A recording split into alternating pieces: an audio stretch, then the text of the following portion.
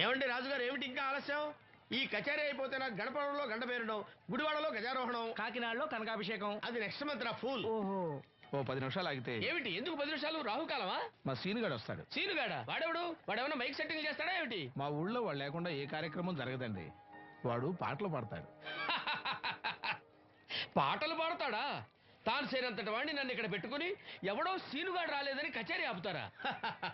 హిమాలయ పర్వతం అంతటి వాడిని నన్ను ఎదురుగా పెట్టుకుని ఫ్రిజ్ కోసం చూస్తున్నట్టుంది. అడుగో రానే వచ్చాడు. ఆ? ఈ గుడ్డివాడు పాటలు పాడతాడా? పాడడానికి కావాల్సింది గొంతు గాని కళ్ళు కాదు కదా స్వామి. నోర్మోయ్, గొంతు బాగుంది కదా అని గాడిద కోయిల్ అవుతుందా? ఫోన్లే అన్న, పెద్ద ఆయన్నే పాడమను. వీడెవడో గుడ్డి తెలివైన వాడు కాదు, తెలివైన గుడ్డివాడు. నోర్మోయ్, ఏమిట్రా శృతి పెంచుతున్నావు? మన ఊరు వచ్చి మనోడిని తిడుతుంటే సొత్త ఊరుకుంటారేటండి రాజుగారు? రే మనవా ఆడపెళ్లి వాళ్ళం, అతను మగపెళ్లి వాళ్ళ తరఫున వచ్చాడు. మనకు సీను పట్టం కావాలి అంతే కదా. అది నేను చూసుకుంటా గానీ నువ్వు వెళ్ళి పని చూసుకోపో.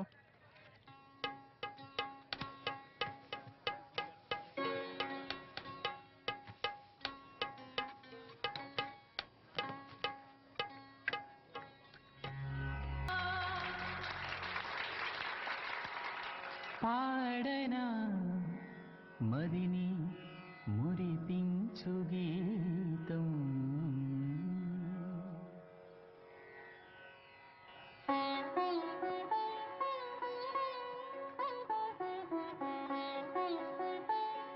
బాబు, శాస్త్రం నుంచి సంగీతం పుట్టిందనుకున్నారు గాని సంగీతం ప్రకృతి నుంచి పుట్టిందన్న విషయం నీ నుంచే తెలుసుకున్నారు బాబు. నా పాటకి ఏ శిల కరుగుతుందో గాని నీ పాటకి ఈ శిల కరిగింది నాయన.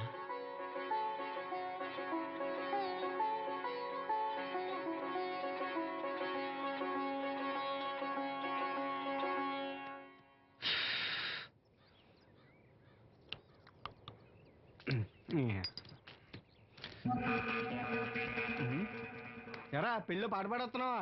అవునన్య. రాజుగారు డబ్బులు ఇచ్చారా? అన్య అన్య ఏయ్, వద్దన్య ఏయ్, అన్య అన్య అన్య అన్య వద్దన్య అన్య. ఈ ఏటకు చాలు. అన్య ఇంట్లో సరుకులు కొనాలని డబ్బులు ఇచ్చే అన్య. అన్య అన్య ఇంట్లో సరుకులు కొనాలని అన్య. నాన్నకి మందులు కొనాలని పర్వాలేదని డబ్బులు ఇచ్చే అన్య. అన్య అన్య డబ్బులు ఇచ్చే అన్య.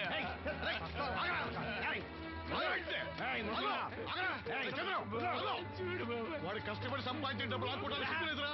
దున్నపోతున్నా ఉన్నావు. కుటుంబాన్ని పోషించాల్సిన పోయి కళ్ళు లేని వాడు సూపర్ ఆడుకుంటావురా? ఈ నీతి కబుర్లన్నీ గుళ్ళో చెప్పు, లేదా అడ్డమే రాసి హోటల్లో పెట్టుకో. అంతేగాని అడ్డం వచ్చి అడ్డంగా నరికేస్తా. నరికెందుకు డబ్బు ఇచ్చుకో. అన్య అన్య ఊరుకోరా, ఊరుకో. వాడు ఎదవరా? ఎదవ తెలుసు కదా. అమ్మా, అన్నయ్య వచ్చాడు.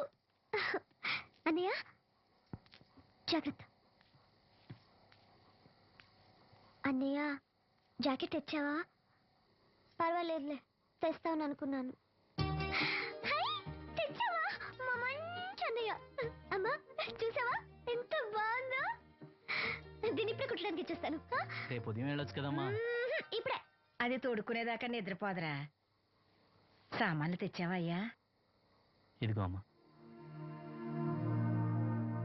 డబ్బులు సరిపోలేదు, నాన్నగారికి తైలం మాత్రమే తీసుకొచ్చాను. ఈ డబ్బేంటి? కింద పడ్డానమ్మా. చూసుకుని నడవచ్చు కదరా. నేనా? ఒళ్ళంతా నొప్పులుగా ఉన్నాయి, కాసంత వేడి నీళ్ళు పెట్టమ్మా. అలాగే.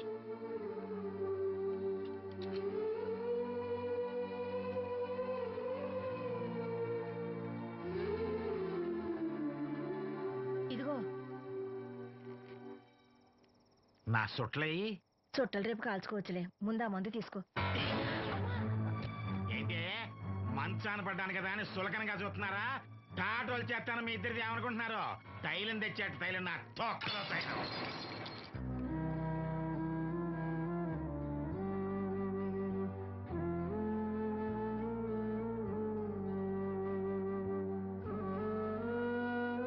అయ్యో, పగలగొట్టేశారా?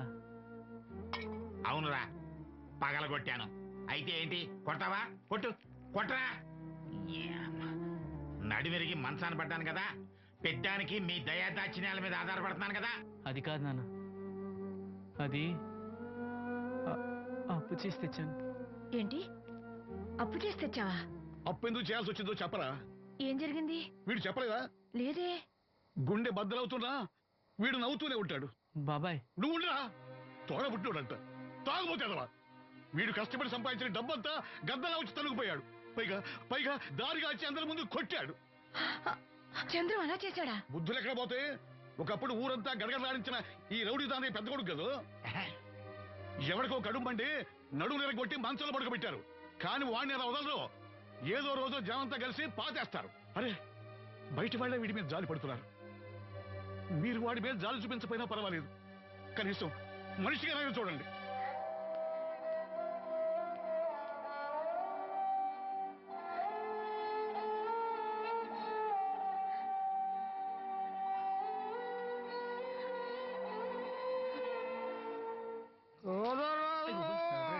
ఎక్కువైంది రైడ్కి బాగా ఎక్కేసింది. ఆటనే కొట్టాను కదరా. కొట్టేవలేరా బాబు, కాకపోతే ఇంకోటి కొట్టి లోపు కొట్టాలి. పేకలో ముందు కొట్టినోడికే డబ్బులు ఇస్తారు. ఊరికే తెగ ఫీల్ అయిపోతున్నావు.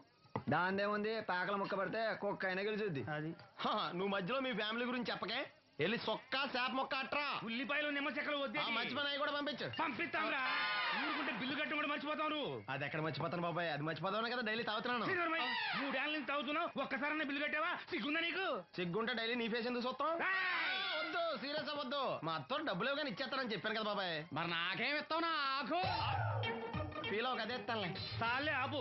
పెళ్లికి ముందు నుంచి చెబుతున్నావు కట్నం లాగానే ఇస్తాను, కట్నం లాగానే ఇస్తానని. ఇంకా నేను నమ్ముకుంటే ఇదిగో ఇదే పాక ముందు శనక్కాయలు కొట్టుకోవాలి. ఇంకా చూడు, మర్యాదగా బిల్లు కట్టు, లేదా చేప ముక్క, కళ్ళు చుక్క, నిమ్మ చెక్క కాదు కదా, కనీసం ఉల్లి చుక్క కూడా ఇయ్యను. మళ్ళీ ఇవాళ నుంచి వీడికి మనకి సెల్లు. ఎల్లే, నీకు నాకు జోకులంటే అప్పటికేటప్పుడు కాళ్ళు పట్టుకుంటారు, తిరిగి అడిగితే కాళ్ళు పట్టేసుకుంటారు.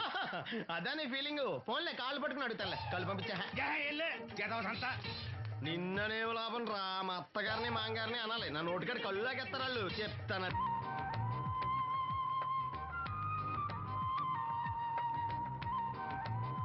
వావ్, చాలా బ్యూటిఫుల్ గా ఉంది కదా? Yes, it's amazing. ఇంత బాగుంటుంది అనుకోలేదు. అందుకే కదా మిమ్మల్ని మా ఊరు తీసుకొచ్చింది. నాకు అసలు ఈ ఊరు వదిలిపెట్టుకోవాలంటే నచ్చదు. కానీ పార్టీ, బిజినెస్ వల్ల 10 సంవత్సరాల నుంచి సిటీలో ఉన్నా. అప్పుడప్పుడు ఇక్కడికి వచ్చి ఈ గోదావరిని, పచ్చటి పొలాల్ని, అమాయకపు ప్రజల్ని చూడకుండా ఉంటే నాకు తృప్తిగా ఉండదు. ఇదిగోండి, అదే మా గెస్ట్ హౌస్.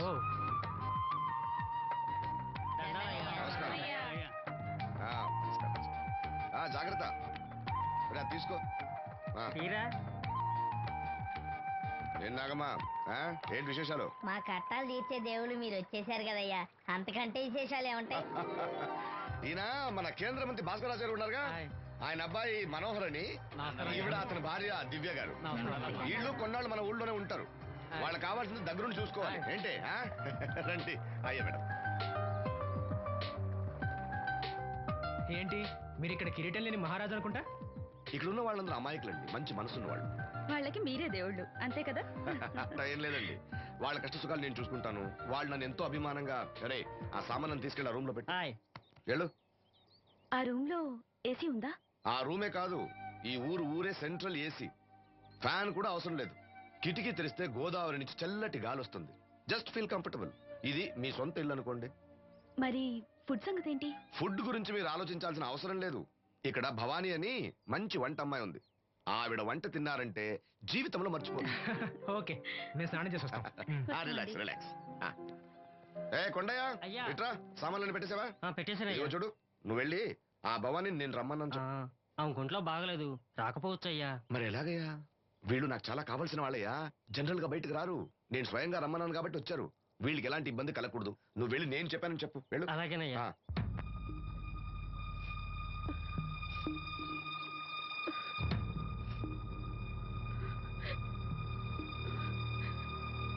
అమ్మ నాలో ఇంకా పసితనం పోలేదే, అప్పుడే నాకు పెళ్లి ఏంటి అన్నాను. పెళ్లి చేసుకుంటే పసితనం పోద్దురా అంది. పసితనం పోద్దు కదా అని చేసుకున్నాను. మీరు పెళ్లికి స్కూటర్ కొనిస్తా అన్నారని ఇంట్లో పెట్రోల్ గ్రీజు కొనుక్కుని పెట్టుకున్నాను. పెళ్లికి కొనిస్తా అన్నయం కొనివ్వలేదు. ఓకే, కనీసం పెళ్లికి ముందు పెళ్లి చూపులప్పుడు కట్నం ఇస్తా అన్నారు కదా, అది కూడా ఇవ్వలేదు. మీరు ఎలాగా నాకేమెవరని అర్థమైపోయింది. అందుకే నేనే మీకు ఒకటి ఇచ్చేద్దాం అనుకుంటున్నాను. మీ అమ్మాయిని ఉంచుకోండి.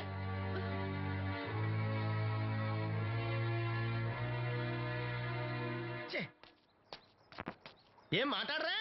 నేను అల్లుండి అనుకుంటున్నారా, అడగాలి అనుకుంటున్నారా? ఏమంటే మాంగారు మాట్లాడండి. నేనేం మాట్లాడను, ఈ ఇంట్లో పెత్తనం అంతా ఆడిదే. నేను ఇక్కడ కుక్కతో సమానం. మీ సమాన హక్కుల గురించి ఇక్కడ ఎవడో మాట్లాడుకోవట్లేదు. నా కట్టం డబ్బులు నాకు ఇప్పించమంటున్నాను. బావా డబ్బులుంటే ఇవ్వకుండా దాచుకుంటావా? ఎందుకు ఆడపిల్లని ఏడిపిస్తావు? అయ్యి బాబోయ్, నేను దాన్ని ఏడిపిస్తున్నానా? మీరే మమ్మల్ని ఏడిపిస్తున్నారు. మీరు నిజంగా దాని క్షేమం కోరేవాళ్ళే అయితే మా 25,000 ఎప్పుడో మా మొహాన్ని కొట్టేవాళ్ళు. తప్పకుండా ఇస్తాం బాబు.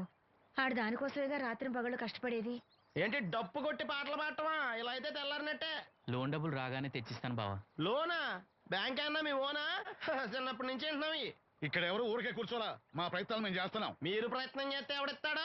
ఎవడన్నా రికమెండేషన్ చేస్తే ఇస్తాడు. ఇదంతా నాకు అనవసరం అండి. నేను మీ అమ్మాయిని వదిలేస్తున్నాను. అనుకు బాబు, ఆడపిల్ల పుట్టింట్లో ఉంటే నలుగురు 4 రకాలుగా అనుకుంటారు. మీ గురించి నలుగురే అనుకుంటున్నారు, నా గురించి బయట 40 మంది అనుకుంటున్నారు. అక్కడ కిళ్ళి కొట్టాడు, సారా కొట్టాడు, పతి పని మళ్ళీ ఎదవా, ఈడు కట్నం కూడా తెచ్చుకోలేని సవట అనుకుంటున్నారు. మీ అమ్మాయిని మీరే ఉంచుకోండి.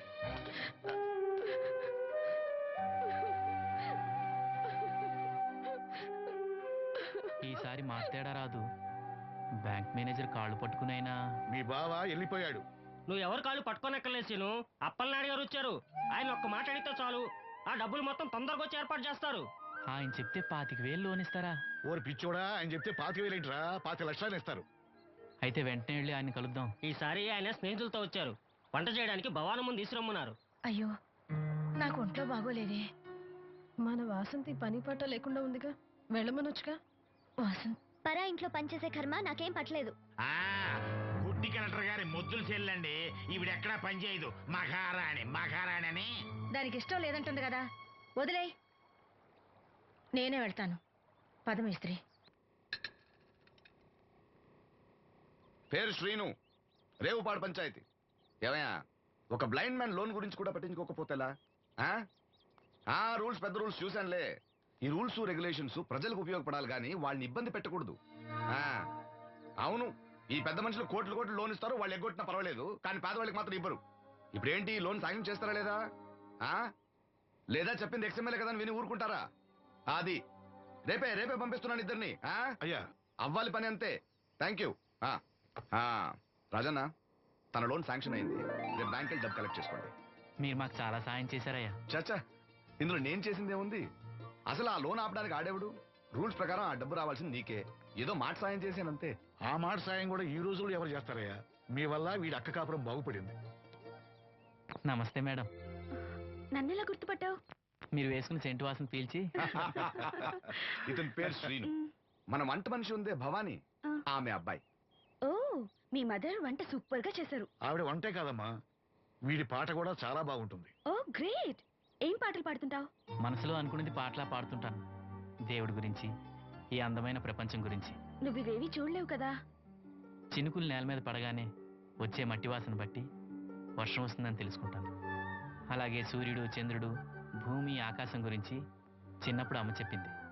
చెట్లు, పూలు, వాటి రంగుల గురించి చెల్లెలు చెప్పింది. పత్రికల్లో వచ్చే కథలు, కవితలు, సమాజంలో జరిగే సంఘటనల గురించి రాజయ్య బాబాయ్ చెప్తాడు.